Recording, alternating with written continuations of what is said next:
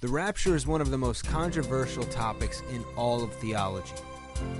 Some Christians believe in it, all atheists mock it, and the New World Order may very well attempt to fake it. What would discourage Christians more than seeing New Agers, Buddhists, cult leaders, and corrupt con artist Christians raptured, while the Bible-believing faithful are, in essence, left behind? Why wouldn't the New World Order attempt to unite all the world's religions behind one deity by including them all in such an apocalyptic event? Surprisingly, the US government actually admits to thinking about the use of this technology, though it denies it's followed through with such implementation. In an article entitled "Bees on the Battlefield and Other US Military Experiments," published by the British news agency The Guardian on June 18, 2007, it discusses strange government projects, and I quote, "Then there's the prophet hologram, the projection of the image of an ancient god over an enemy capital, whose public communications have been seized and used against it in a massive psychological operation." An Israeli cybernetics expert named Yitzhak Hayutman has even gone as far as to lobby the Arab world to allow him to project a holographic temple above the Dome of the Rock in an effort to summon whichever savior should take notice of it and actually show up. But does it even matter? Does this technology even exist? Or is it just crazy conspiracy theory? Let's take a look at the Army Research Lab, Adelphi, Maryland's progress report from November 96 through August 97. A session number ADA 3338490. The topic? A 3D holographic display using strontium barium niobate. Its abstract states, an innovative technique for generating a three-dimensional holographic display using strontium barium niobate is discussed. The resultant image is a hologram that can be viewed in real time over a wide perspective or field of view.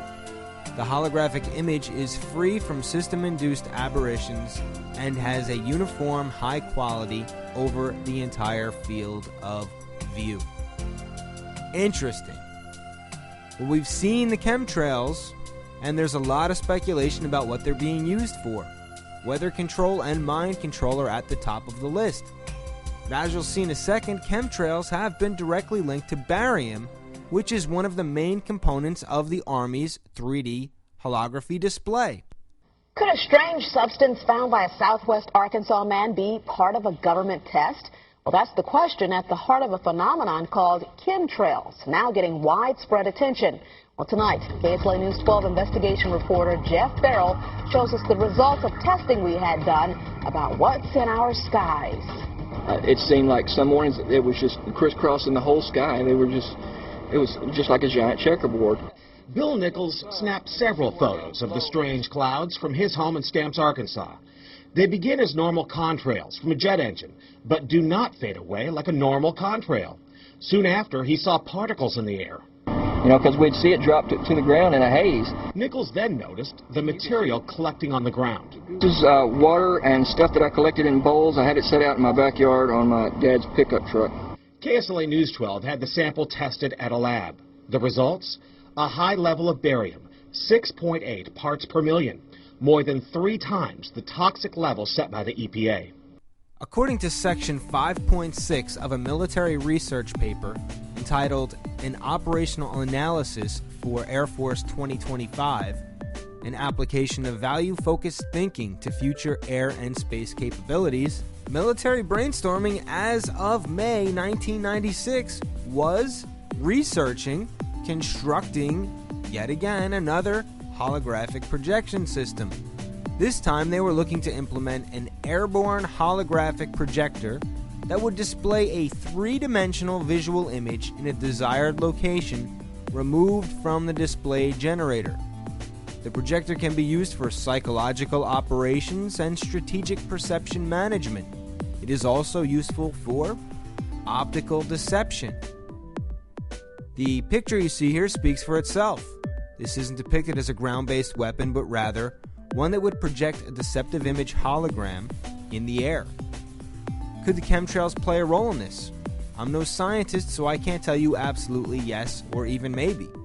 But the chemical connection, barium, along with the military's own documents, lead me to think in that direction. But if they've got some kind of crazy projection system, that in and of itself isn't going to convince anyone of anything. Unless, of course, God is a mute and he's going to come in complete silence. Let's face it, even the most action-packed movies are boring without some kind of a stunning soundtrack. Well, just in time for it to be exploited in the very same way, the technology now exists to beam sound right into your head. Strategy.com reports in an article entitled Death Ray Replaced by the Voice of God that the U.S. Navy is using non-lethal systems called LRAD, or Long Range Acoustic Device. This is being used right now in the Persian Gulf. Many small fishing and cargo boats ply these waters, and it's often hard to get the attention of the crews. With LRAD, you just aim it at a member of the crew and have an interpreter speak to the sailor.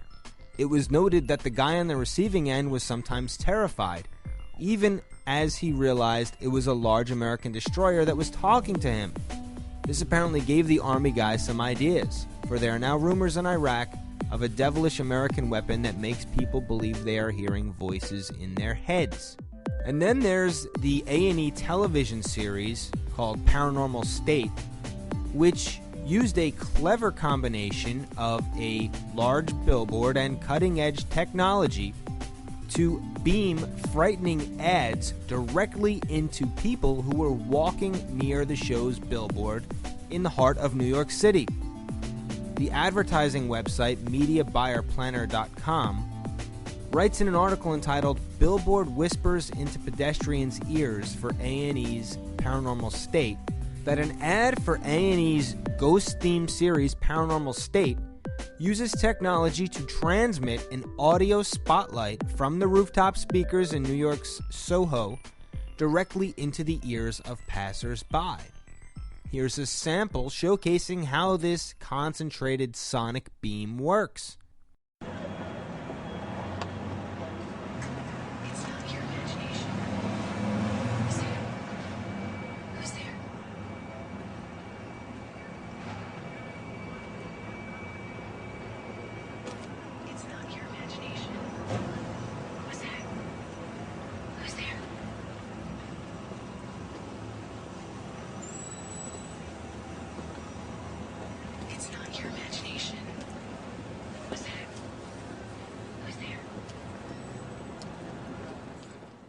There are literally dozens of patents dealing with ways of beaming sonic transmissions directly into people's minds.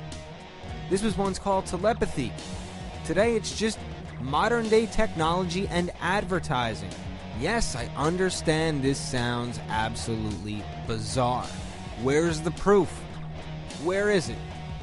We've recently seen Al Gore and Prince Charles appear in holographic form. But do we actually know of any such encounter we can attribute holographic technology as to having been used as part of a supernatural psyop? I believe we do. It's just a matter of looking at information. ABC News by ex-CIA spy John Kiradu.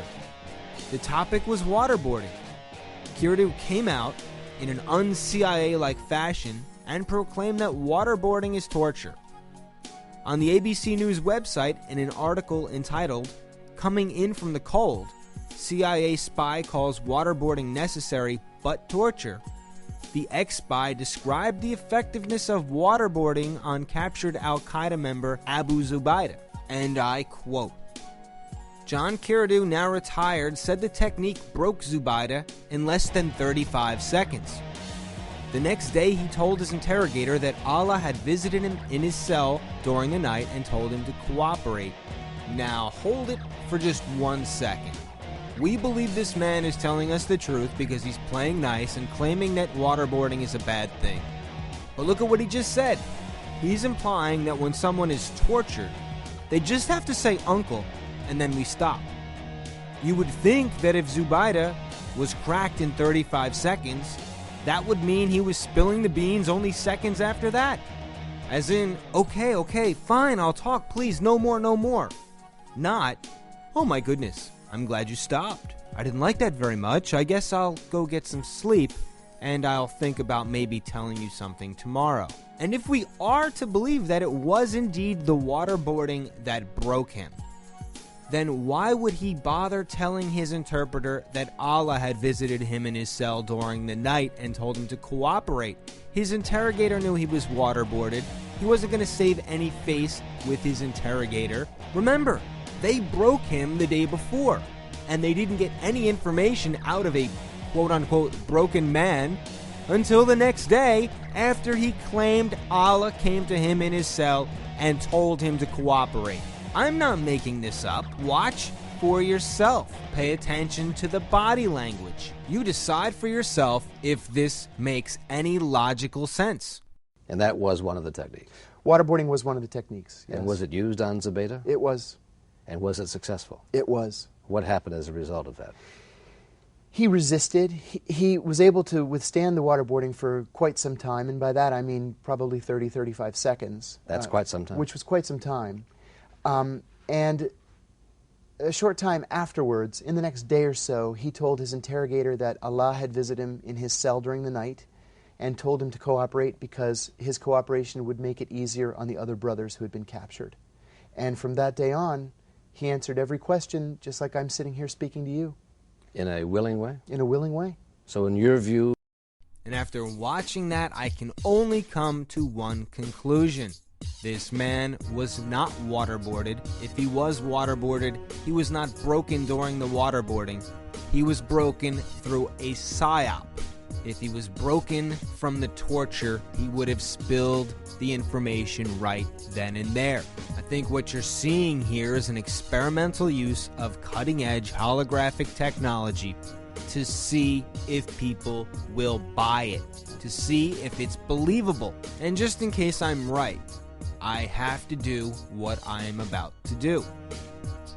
In the Bible, Jesus was very clear about what his return would be like. In Matthew 24, his disciples asked him point blank, what is the end of the world going to be like?